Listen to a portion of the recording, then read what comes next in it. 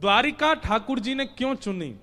गुजरात वाले कभी कभी बहुत जो है हम ब्रजवासियों के आगे बहुत सीना चौड़ाते हैं। देखो आपके ठाकुर जी ब्रज में 11 वर्ष 56 दिन रहे, हमारे द्वारिका में 120 वर्ष तक ठाकुर जी रहे, हमारे गुजरात में।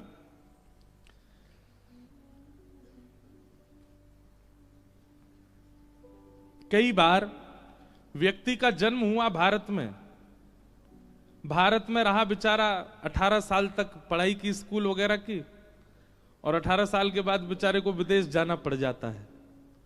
विदेश में पढ़ाई करने गया, यूनिवर्सिटी में पढ़ा, फिर वहीं उसकी जॉब लग गई, वहीं बिजनेस चालू हो गया, वहीं कोई पसंद आ गई, ब्याह कर लिया, बच्चे आदि सब हो गए।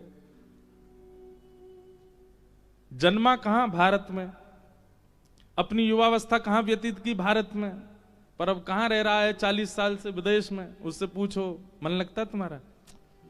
मातृभूमि की बहुत याद आती है। तो हमारे ठाकुर जी तो बेचारे मजबूरी में रह रहे हैं, नहीं ठाकुर जी को नित्य याद तो श्री वृंदावन की ही आती है।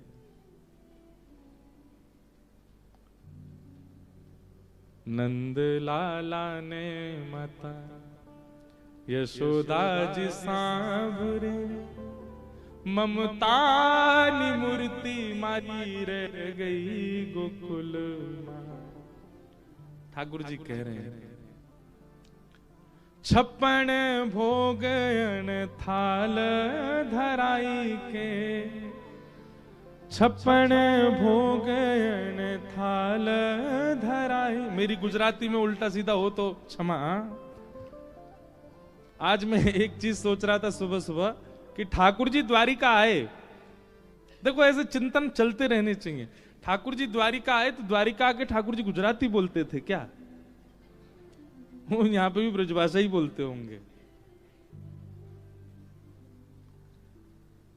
हमको तो बड़ा अटपटा सा लगता होगा है, पीतांबरी पहन करके, मोर मुकुट धारण करके, और कानों में मकराकृत कुंडल पहन करके, और शंख चक्र गदा पद्म धारण करके, एक हाथ में वंशी लेकर के द्वारिकाधीश चल रहे हैं। रास्ता में यूं पूछ रहे केम छो, तमे केम छो? ऐसे नहीं पूछते होंगे लाल जी। देव की मैया थाल लेकर के आई, लाला भोजन सरस छे? ठाकुर जी तो यहां भी यही बोलते, कैसो भैया सब आनंद है, चकाचक घुट रही है कि ना घुट रही? यहां ठाकुर जी अपनी ब्रजभाषा ही बोलते होंगे। 56 भोगन थाल धराई के, 56 भोगन थाल धराई के। श्री द्वारिकाधीश कह रहे हैं द्वारिका में 56 भोग धराया जाता है, पर माखन नी मिश्री मारी रह गई गोकुल मां, माखन नी मिश्री मारी रह गई गोकुल मां। अब किसी को अगर हिंदी लिखनी आती हो और जिसको ये पद पूरा याद हो, हमको लिख के दे देना। अब गुजराती में नहीं लिखना, भाषा गुजराती हो पर लेखनी हिंदी हो तो दे देना, तो हम गाएंगे इसको कथा में। बहुत सुंदर। तो लोग बाग कहते हैं ठाकुर जी गुजरात में इतने वर्ष तक रहे, आपके ब्रज में 11 वर्ष 56 दिन रहे बस। पर भैया याद रखना, द्वारिका में भले ही 100 वर्ष से ऊपर ठाकुर जी रहे, पर आज भी पूरे कलिकाल में किसी भी मानव के हृदय पर जो प्रभाव 11 वर्ष की लीला डाल देती है, वो द्वारिका लीला नहीं डाल पाती। जो 11 वर्ष के ठाकुर जी की लीला वो जितनी भारी पड़ जाती है ना चित्त पर, वो द्वारिका लीला नहीं पड़ती। अवधि कितनी ज्यादा है ये महत्वपूर्ण नहीं है, जितनी है उसमें प्रेम कितना ज्यादा है वो महत्वपूर्ण है। यहां ठाकुर जी इतने वर्ष तक रहे, उसके पीछे भी एक कथा है। एक भक्त की मनोकामना के लिए ठाकुर जी यहां विराजे। कथा आती है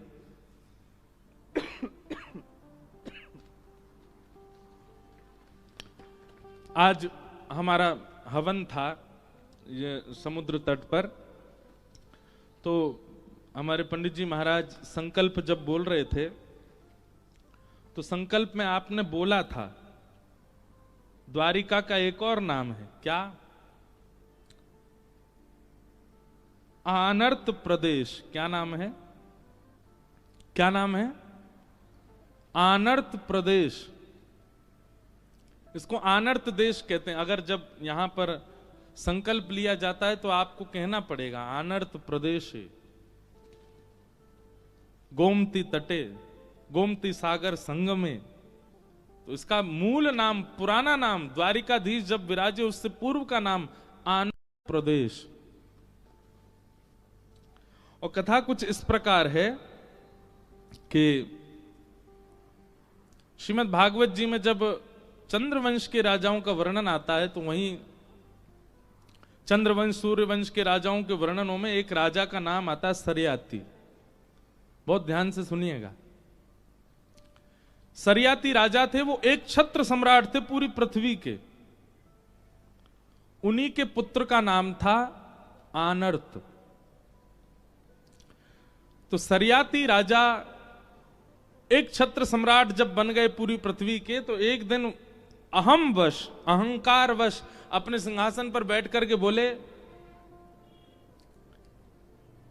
ये पृथ्वी, ये भूमि, ये मेरी दासी है और मैं इसका स्वामी हूं।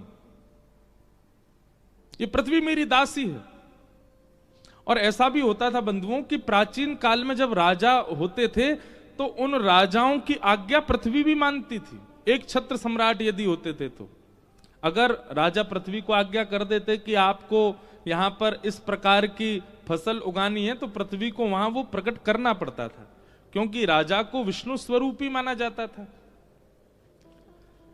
परंतु इस बात का कभी किसी राजा ने अभिमान नहीं किया कि वो पृथ्वी का राजा है।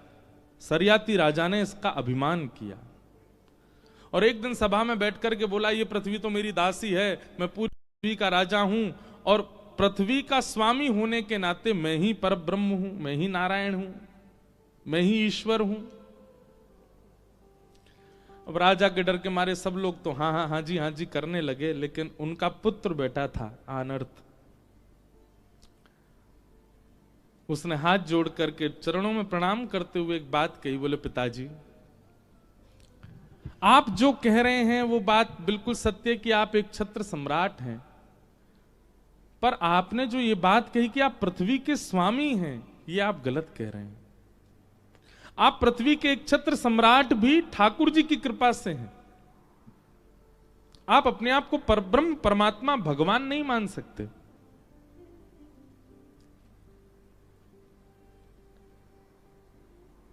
सुबह सुबह उठते ही कितने लोग हाथ देखते हैं, हाथ ऊपर करो, झूठे, सबरे झूठे। इतने सब देखते हो हाथ सुबह उठते ही।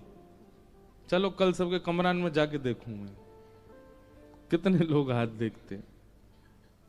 कराग्रे वस्ते लक्ष्मी कर मध्य कर मूले तु गोविंद। और फिर उसको बाद क्या करते हैं, समुद्र वसने देवी पर्वत स्तनि मंडले विष्णु पत्नी नमस्तुभ्यम, विष्णु पत्नी नमस्तुभ्यम। पृथ्वी को क्या कहा जाता है, विष्णु की पत्नी। भगवान की दो पत्नी है, श्रीदेवी और भूदेवी। श्रीदेवी लक्ष्मी है और भूदेवी पृथ्वी। आनर्त पिताजी से कहने लगा, बोले पिताजी आप कैसे कह सकते हैं कि पृथ्वी आपकी दासी और आप उसके स्वामी? क्या वेदों में गलत लिखा है विष्णु पत्नी नमस्तुभ्यम? ये विष्णु की पत्नी है और आप इसके स्वामी कैसे बन सकते हैं? सरयाती को क्रोध आ गया अपने पुत्र की बात सुन करके। बोले अच्छा, तो तू मुझे पृथ्वी का स्वामी नहीं मानता? बोले मैं आपको एक छत्र सम्राट मानता हूं, पर आप पृथ्वी के स्वामी नहीं हो सकते। क्योंकि पिताजी इसके कई उदाहरण हैं। पहला उदाहरण, आपका जन्म नहीं हुआ था उससे पहले से पृथ्वी है, और आप पधार जाएंगे उसके बाद भी पृथ्वी रहेगी।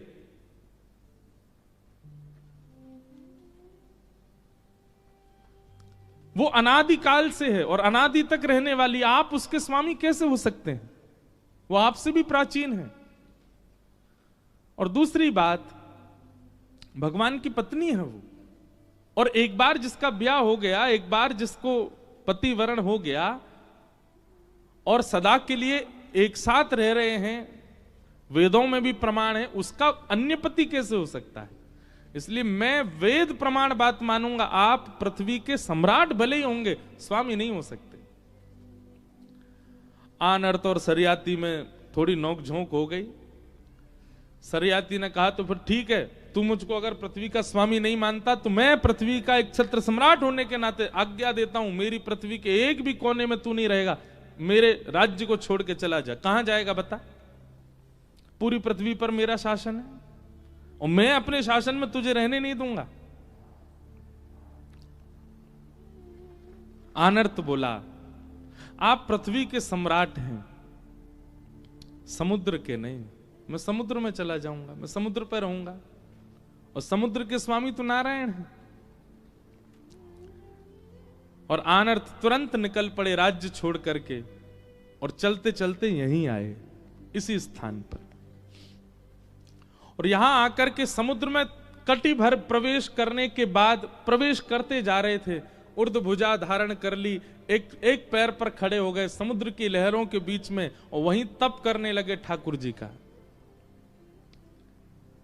आनर्त के इस तप को देख करके श्री ठाकुर जी बड़े प्रसन्न हो गए और प्रसन्न होकर के ठाकुर जी ने तुरंत समुद्र नारायण भगवान को आज्ञा की। बोले, पूरा पृथ्वी मंडल यहां का एक छत्र सम्राट सरियाती है, समुद्र का राजा मैं हूं, मैं आपको आज्ञा देता हूं, जिस क्षेत्र में जिस स्थान पर आनर्त खड़ा है उसके 100 योजन की भूमि आप खाली कर दीजिए, पीछे चले जाइए और उस भूमि का राजा, उस भूमि का स्वामी पृथ्वी का राजा ना होके आनर्त को बना दीजिए। इस पूरे 100 योजन के भूखंड में पृथ्वी के राजा की आज्ञा नहीं चलेगी, ये मेरी आज्ञा है। और भगवान ने आकाशवाणी करके समुद्र नारायण भगवान से कहा, आप 100 योजन भीतर चले जाओ, जहां वो खड़ा है उससे, और इतना पूरा क्षेत्र ये आनर्त का होगा। समुद्र नारायण तुरंत प्रकट हुए, आनर्त के तप से प्रसन्न होकर बोले, भगवान ने आज्ञा की है, आपको पिताजी ने देश से निकाल दिया और आपने ठाकुर जी की सत्ता को प्रमाणित करने के लिए अपने पिता का देश त्याग दिया। इसलिए भगवान ने आज्ञा की है कि आप जहां खड़े यहां से चारों ओर 100 योजन तक ही आपकी भूमि है, यहां पृथ्वी पर किसी राजा का शासन नहीं होगा और मैं अब पीछे हट रहा हूं। और समुद्र नारायण पीछे जाने लगे। आनर्त बहुत प्रसन्न तो हुए पर नेत्रों में अश्रु भर आए। ठाकुर जी के चरणों में प्रणाम किया, बोले, भगवान मेरी एक कामना सुन लीजिए। भगवान प्रसन्न हो गए, प्रकट हुए, बोलो क्या चाहिए बताओ। बोले, एक भक्त कभी नहीं चाहता कि उसके नाम से या उसकी सत्ता से किसी बात का प्रचार हो। भक्त कभी प्रचार में नहीं रहना चाहता। मैं नहीं चाहता कि इतिहास में या भविष्य में लोग इस भूमिखंड को मेरे नाम से जाने। जब कभी भी मेरा नाम लिया जाएगा मुझे तो पीड़ा होगी नाथ। आपने मुझे ये स्थान दिया है, ये भूमिखंड मुझको दिया है, मैंने मांगा नहीं था, मेरी इच्छा भी नहीं थी, पर आपने मुझे दिया है, तो कृपा करके अब मेरे इस स्थान को आप सुशोभित कीजिए, ये आपके नाम से जाना जाए, आपकी उपस्थिति से इसकी महिमा हो, ऐसी कृपा इस पर कीजिए। भगवान बड़े प्रसन्न हो गए। समझ रहे ना कथा पूरी? आनर्त से बहुत खुश हुए। ये कथा बहुत लोगों को नहीं पता होगी। भगवान बोले, हम योजना बनाएंगे और तुम्हारी इस भूमि को हम ही पवित्र करेंगे। फिर आनर्त के वंश में एक राजा हुए। उन राजा का नाम था रैवत। क्या नाम था? रैवत। रैवत की पुत्र की पुत्री का नाम था रेवती। रेवती जी का विवाह हुआ बलराम जी के साथ, और बलराम जी से रेवती जी के विवाह करने में रैवत राजा ने अपनी पौत्री, अपनी पुत्र की पुत्री के ब्याह में दहेज रूप में आनर्त देश को प्रदान किया, द्वारिका को प्रदान किया। ये एक कथा शास्त्रों में ऐसी बताई जाती है। दहेज में मिली ठाकुर जी को, और ठाकुर जी को भी नहीं, बड़े भैया को दहेज में मिली द्वारिका नगरी। तो बलराम जी को तो पहले बड़ा संकोच हुआ, बोले दहेज में, हमको तो दहेज चाहिए ही नहीं, और ये तो हमारे जो पितामह ससुर जी हैं ये तो पूरी की पूरी भूखंड ही दे रहे हैं। तब ठाकुर जी ने बलराम जी को समझाया, बोले ये नहीं दे रहे और आप ले भी नहीं रहे हैं, ये एक पूर्व की कथा है, इनके पूर्वज आनर्त को हमने वचन दिया है कि उसकी भूमि को हम स्वीकार करेंगे, इसलिए आप ले लीजिए। और तब इस भूमि को पाकर के आनर्त देश से इसका नाम परिवर्तित हो गया, और क्योंकि द्वार द्वार पर ब्रह्म विराजमान हो गए, द्वारी द्वारी कम ब्रह्म, इसलिए इस स्थान का नाम द्वारिका हुआ। जहां हर द्वार से वैकुंठनाथ का दर्शन हो सकता है उसका नाम है द्वारिका। आप लोग भले ही, हमारा जो रिजॉर्ट है वो भले ही द्वारिका से 7-8 किलोमीटर की दूरी है, पर यहां पर भी अगर पीछे बालकनी है, कहीं पे खिड़की, कहीं से भी खोल के देख लो, आपको जगत मंदिर, द्वारिकाधीश जी के मंदिर का नाम क्या है? जगत मंदिर। जगत मंदिर का दर्शन आपको सब जगह से हो जाएगा। द्वारिका में आप कहीं चले जाओ, किसी भी खिड़की छत से जाकर के देख लो, आपको मंदिर जरूर दिख जाएगा, ध्वजा जी दिख जाएंगी। ऐसा कोई ही ऐसा स्थान होगा जहां से द्वारिकाधीश जी का मंदिर ना दिखे। आप जैसे ही द्वारिका क्षेत्र में प्रवेश करेंगे, किसी भी कोने में चले जाओ, आपको मंदिर जरूर दिखेगा। इसलिए हर द्वार से जहां वैकुंठनाथ का स्थान दिखता है उसका नाम है द्वारिका। और फिर भगवान ने इस भूमि को स्वीकार किया, और यहां, अच्छा, जिस भूमि का हम दर्शन कर रहे हैं ये भगवान की सभा सुधर्मा सभा यहां थी ठाकुर जी की। ठाकुर जी का मूल निवास, पटरानियों का निवास, और भगवान का पूरी द्वारिका जो थी वो तो समुद्र के भीतर विराजमान है। हम जिस द्वारिका का दर्शन कर रहे हैं ये ठाकुर जी की स्वधर्मा सभा, जहां ठाकुर जी बैठ करके अपनी सभा करते थे, सब राजाओं से बैठ के चर्चा करते, आदि आदि सब वार्ता होती, ये वो सभा स्थान है द्वारिका। ऐसी द्वारिका आनर्त पर कृपा करने के लिए श्री ठाकुर जी द्वारिका में आकर के विराजमान, इसलिए ठाकुर जी ने इस भूमि को चुना। लोग पूछते हैं कि यही खंड क्यों चुना गया, इतनी बड़ी दुनिया में यही क्यों चुना ठाकुर जी ने? इसलिए चुना क्योंकि आनर्त ने इस भूमि पर तपस्या करके इसको अपना बनाया, और अपना बना करके ठाकुर जी को अर्पित किया था, इसलिए ठाकुर जी यहां द्वारिकाधीश बन के विराजे। बोलो द्वारिकाधीश की। तो अगर कोई आपसे पूछे तो आप यहां का पूरा भाव अब बता सकते हैं कि ठाकुर जी द्वारिका में क्यों बसे, ब्रज छोड़ करके ठाकुर जी यहां क्यों आए। वहां नाथ द्वार में अजब कुमारी के लिए ठाकुर जी चले गए। देखो, ब्रज प्राणों से भी ज्यादा प्रिय है ठाकुर जी को। एक पद है अष्ट सखाओं का, उस पद में श्री संभवतः कुंभनदास जी का है, कहा करूं वैकुंठ ही जाए, कहा करूं वैकुंठ ही जाए, कहा करूं वैकुंठ ही जाए, कहा करूं वैकुंठ ही जाए, कहा करूं वैकुंठ ही जाए, कहा करूं वैकुंठ ही जाए। श्री गोविंद दास जी का पद है। सब लोग गाना मुझसे कल कह रहे थे, बोले महाराज जी आप अपने भाव सुनाओ। एक तो हमारी एक आदत है कि हम इस मंच पे बिल्कुल शून्य होके बैठते हैं, वातावरण, हवा, वायु जो बुलवा देगी हम वही बोलते हैं। हम अपने वश में नहीं रहते व्यास मंच पे, सोच विचार के तो कभी बोलता ही नहीं। तो यहाँ जो भी निकल रहा है इसका मतलब है वो व्यास पीठ ही बुलवा रही है। अब चाहे वो पद हो, चाहे वो भजन हो, चाहे वो कोई कथा हो। और विशेष रूप से मुझे पद गाना बहुत प्रिय लगता है, इसलिए ये पद भले ही आपके तन को नहीं नचाएंगे, पर आपका मन रूपी मयूर नृत्य करेगा, इसलिए भाव से गाइए।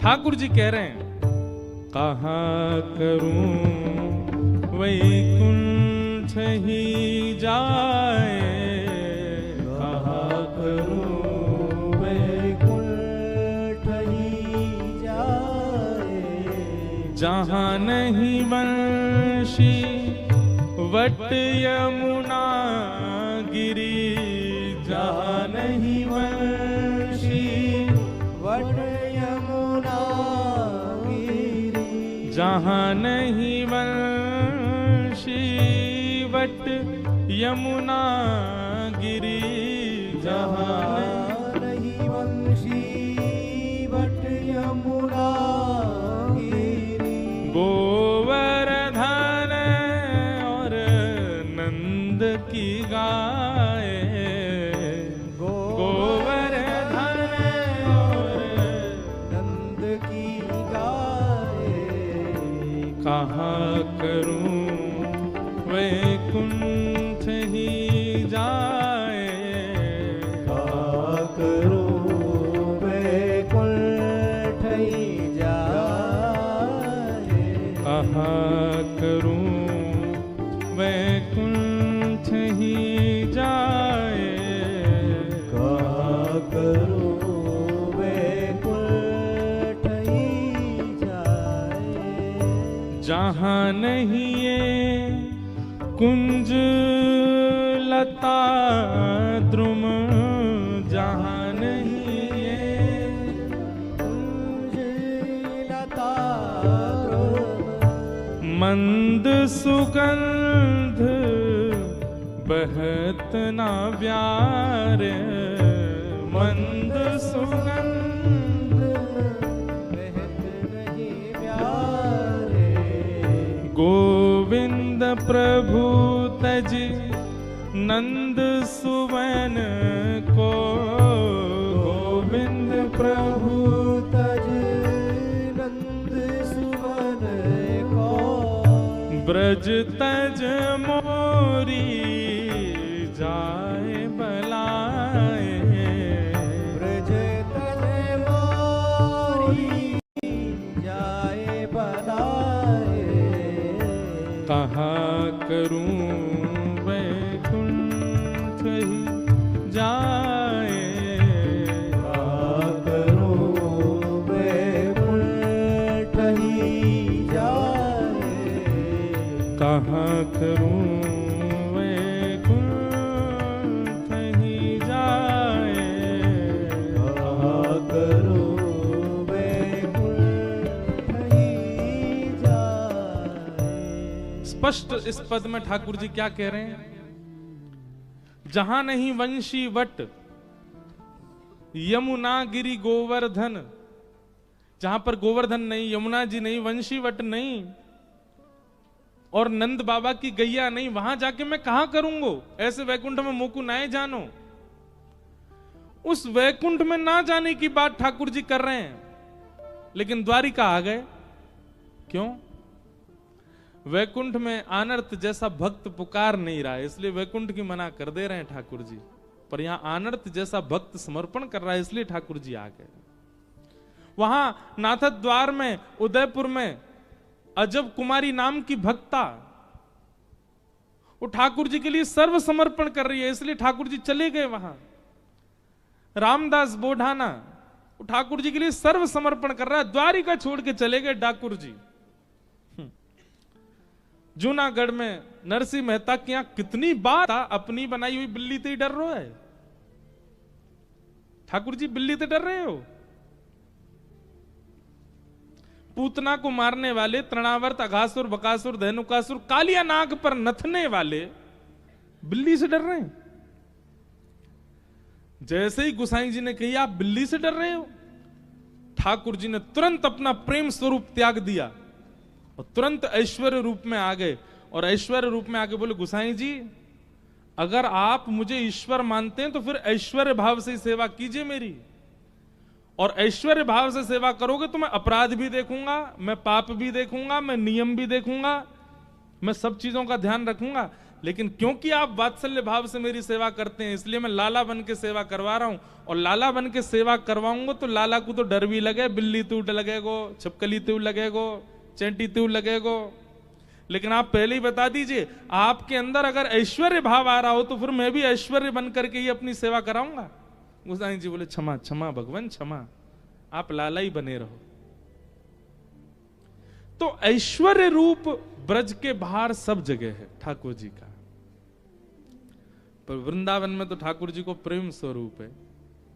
कैसो प्रेम स्वरूप है लाल जी को?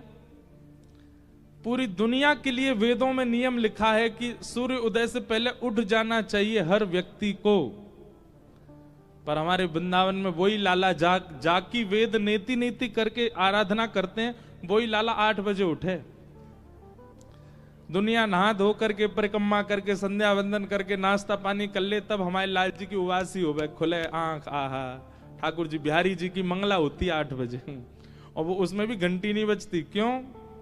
घंटी बज जाएगी तो लाला डर जाएगा हमारो, बिना घंटी की आरती घुमाए तो। क्यों? क्योंकि वहां ऐश्वर्य रूप नहीं है, प्रेम स्वरूप है ठाकुर जी का। तो ये 2 स्वरूप हैं, ऐश्वर्य और प्रेम। प्रेम स्वरूप पूरे ब्रह्मांड में केवल वृंदावन में है, और ऐश्वर्य पूरे ब्रह्मांड में। सब जगह ठाकुर जी ऐश्वर्यवान बन के बैठे हैं।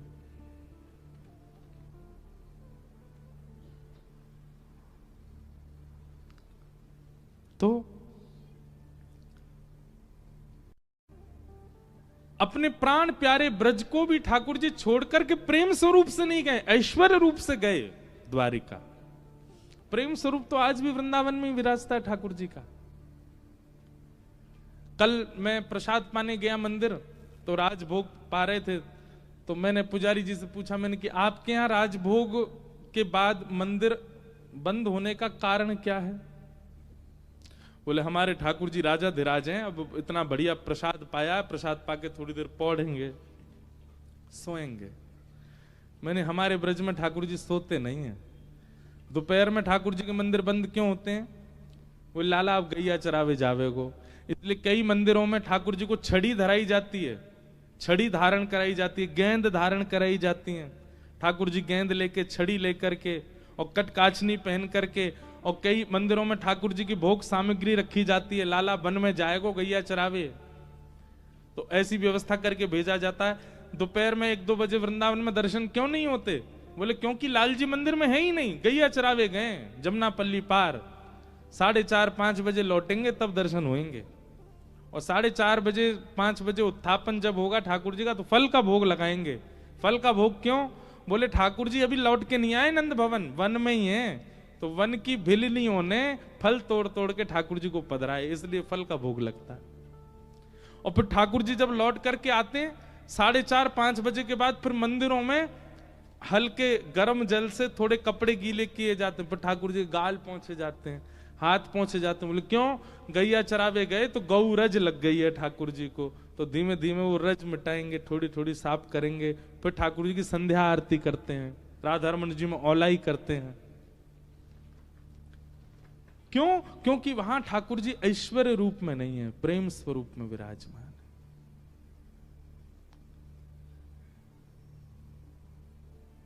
ये ठाकुर जी का ऐश्वर्य रूप है। ठाकुर जी में ऐश्वर्य रूप है, पर हां, व्यक्ति भले ही कितना भी ऐश्वर्यवान हो जाए, वो अपने हृदय का प्रेम नहीं छुपा सकता। इसलिए आज भी द्वारिका में श्रृंगार आरती में सुबह और शाम को संध्या आरती में आज भी ठाकुर जी वंशी धारण करते हैं। श्री द्वारिकाधीश चतुर्भुज हैं, पर वंशी धारण होगी ठाकुर जी को। संध्या आरती, श्रृंगार आरती में ठाकुर जी वंशी बजाते हैं, मतलब श्रृंगार करके आज भी ठाकुर जी वृंदावन को याद करते हैं, श्री द्वारिका में रहते भाई भी। ऐसे ठाकुर जी का प्रेम भाव है। द्वारिकाधीश को भी अगर आप वृंदावन प्रेम से पुकारोगे तो ठाकुर जी को और अच्छा ही लगेगा।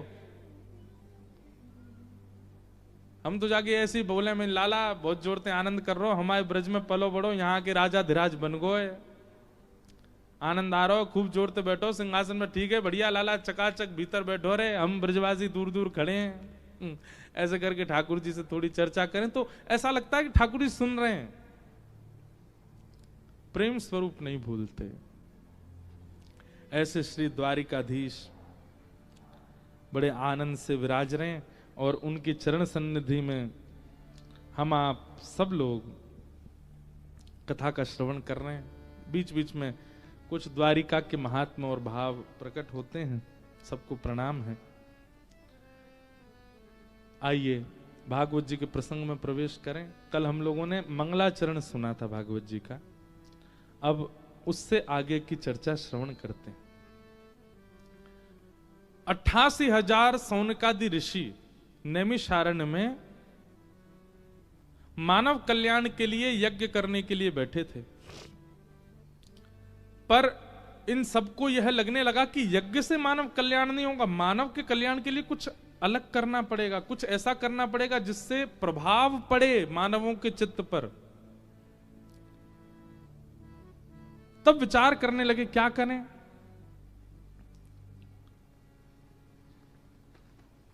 तभी उस सभा सूत जी का आगमन हुआ और सूत जी से 88,000 ऋषियों ने पूछा कि महाराज मानव कल्याण के लिए हमें क्या करना चाहिए। 6 प्रश्न किए और इन्हीं 6 प्रश्नों में 7 दिन की कथा चलती है। आज हम पर भी कुछ प्रश्न आए।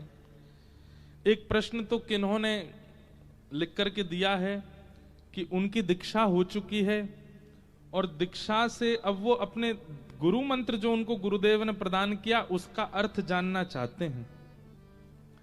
हम आपसे एक प्रार्थना करेंगे, एक भाव आपके सन्मुख रखना चाहेंगे निवेदन करते हुए। हम अर्थ तो जानते हैं पर गुरु मंत्र जो है उसका अर्थ, उसका विवेचन गुरु से ही श्रवण करना चाहिए। और इसका प्रमाण है हमारे भाष्यकार श्री रामानुज स्वामी जी महाराज, श्री रामानुजाचार्य जी, जिस परंपरा के हमारा पूरा बंग परिवार अधिकतर सब रामानुज परंपरा से, हम भी रामानुज परंपरा से।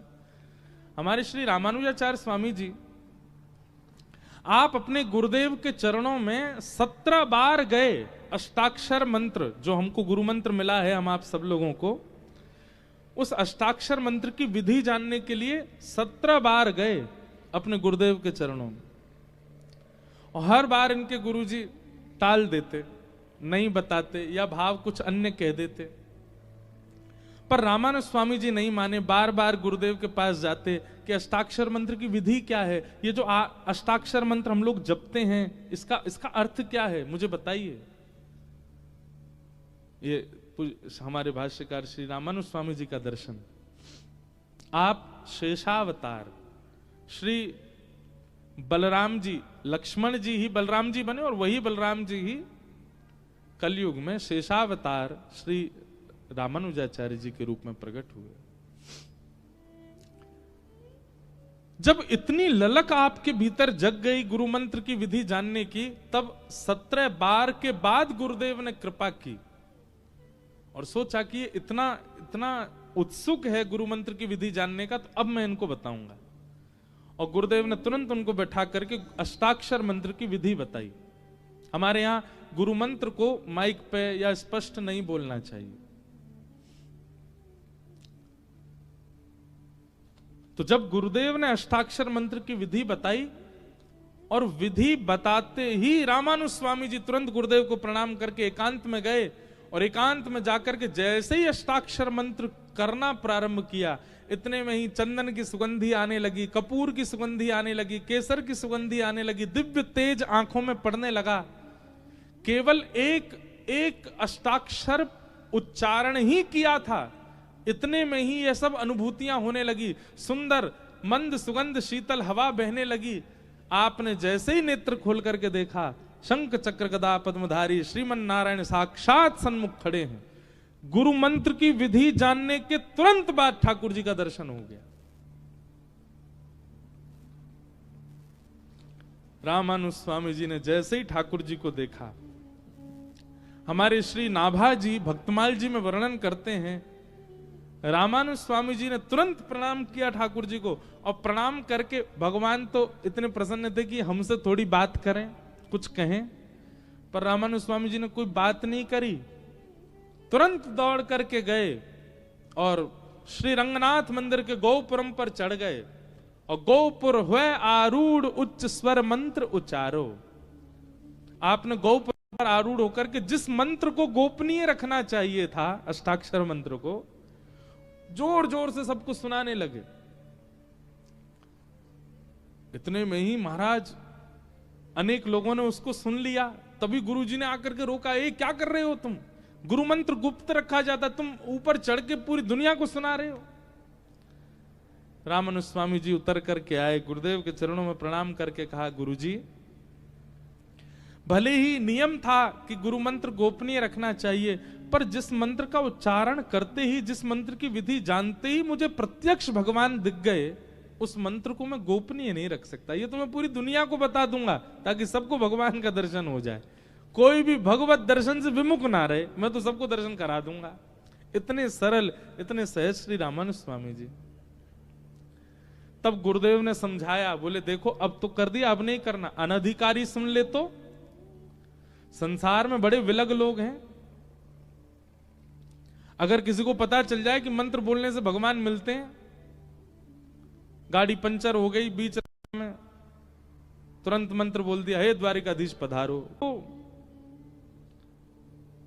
कल अखबार में अगर निकल आवे, फलानी यूनिवर्सिटी में एक ग्रंथ है, उस ग्रंथ में एक मंत्र लिखा, उससे भगवान प्रकट हो जाते हैं, सब भागेंगे उसी यूनिवर्सिटी में, कौन सा ऐसा मंत्र।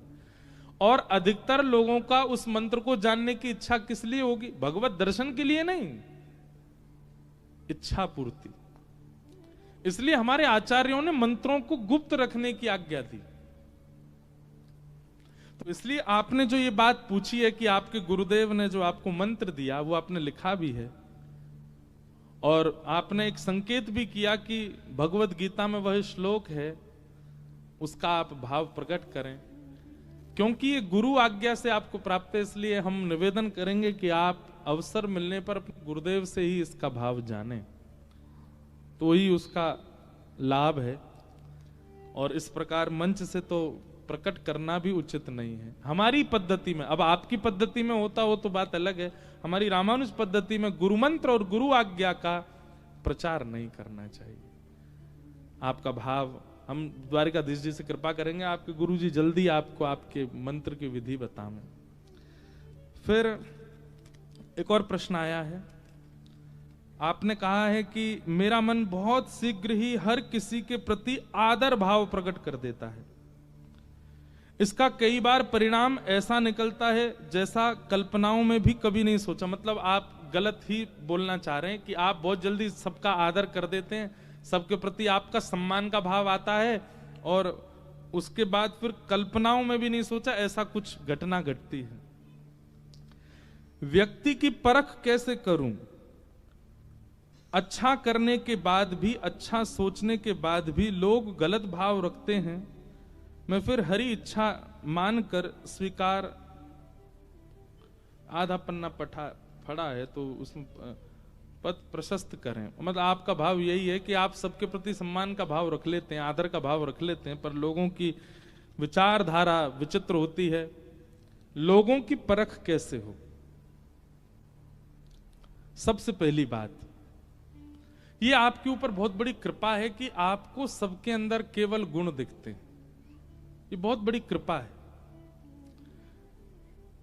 ये मानव का स्वभाव नहीं है, ये दैव स्वभाव है कि आपको सबके अंदर गुण दिखता है। ठाकुर जी का ये स्वभाव है, गुरु का ये स्वभाव है, सब में गुण देखना। और राक्षसों का स्वभाव क्या? राम जी में भी अवगुण देखना, ये राक्षस का स्वभाव।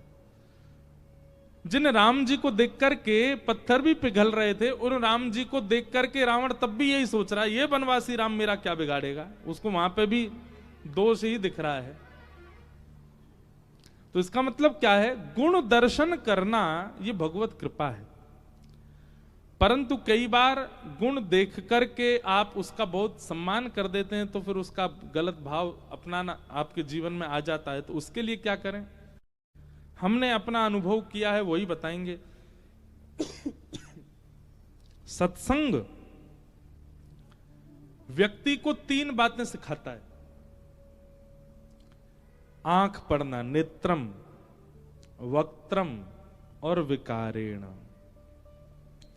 जब आप बहुत सत्संगी हो जाते हैं, खूब अच्छे से सत्संग करने लगते हैं, रोज कथा सुनने लग जाते हैं, तो आपको 3 चीजों की परख होने लग जाती है। व्यक्ति के नेत्र, व्यक्ति की वाणी और व्यक्ति की चाल ढाल, आकृति, उठता कैसे, बैठता, इन सब से आपको पता चल जाएगा कि व्यक्ति संबंध बनाने योग्य है कि नहीं।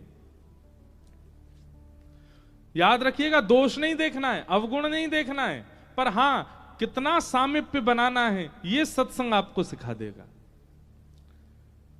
आप व्यक्ति के नेत्रों की मटकाने से ही पता कर लोगे कि यह स्थिर स्वभाव वाला है कि नहीं।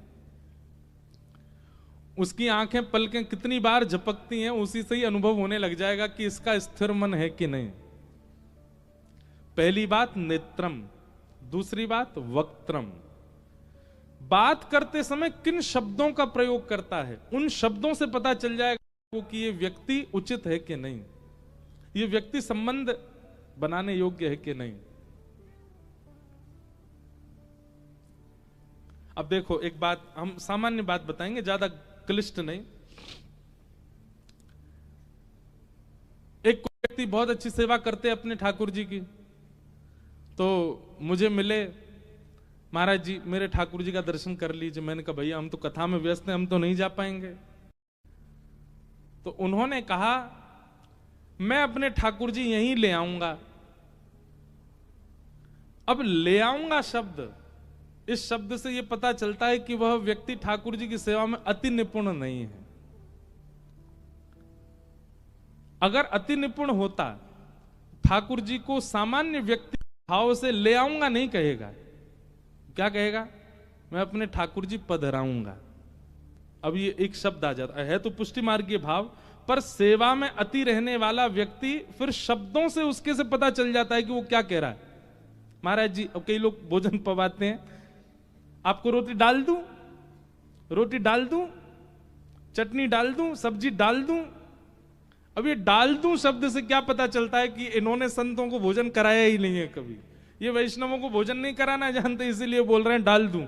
हम कोई गैया हैं, बछड़ा हैं, कौन है डाल दूं। वैष्णव को क्या कहा जाता है, आपको सब्जी परोस दें या पधरा दें। कभी संतों की पंगत में बैठोगे तो संतों की पंगत में परोसने की भी एक नियम, वहां पे नमक नहीं कहेंगे, वहां पे राम रस। अब बेचारा जिसने कभी संत पंगत नहीं पाई होगी, राम रस आ रहा डाल दो, राम रस होता नमक। रोटी राम, रोटी राम, रोटी राम।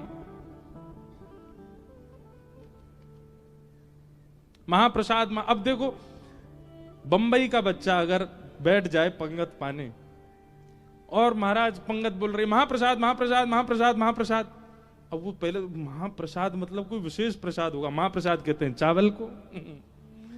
तो शब्दों से व्यक्ति कैसा है और किस संगति में रहता है पता चल जाता है।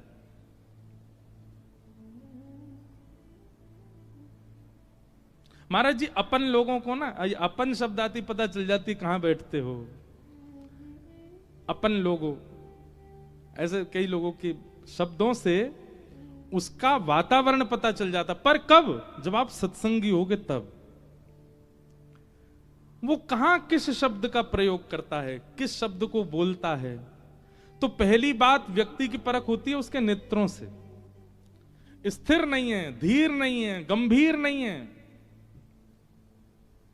इसका मतलब है संबंधवर्ती व्यक्ति नहीं है। दूसरी बात, वाणी, शब्द किन किन शब्दों का प्रयोग करता है उससे पता चलता है संबंधवर्ती है कि नहीं। और तीसरी बात, चलता कैसे है, उसकी चाल कैसी, बैठता कैसे। किसी स्थान पर सोफा पे कई लोग बैठते हैं, आके सीधे अपने हाथ टांगे, पांव यूं धरे, ऐसे पूरा करके बैठ जाते हैं, तो पता चल जाता है कि बहुत सत्संगी व्यक्ति नहीं है।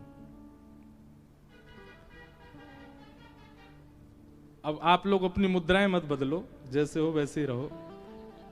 कई लोग बेचारे धीमे धीमे हाथ सीधा कर रहे हैं, पैर नीचे कर रहे हैं, ये सब मत करो, आप जैसे हो वैसे ही रहो। उसके कपड़े पहनने का ढंग उससे पता चल जाता है कि वो कैसे वातावरण का है।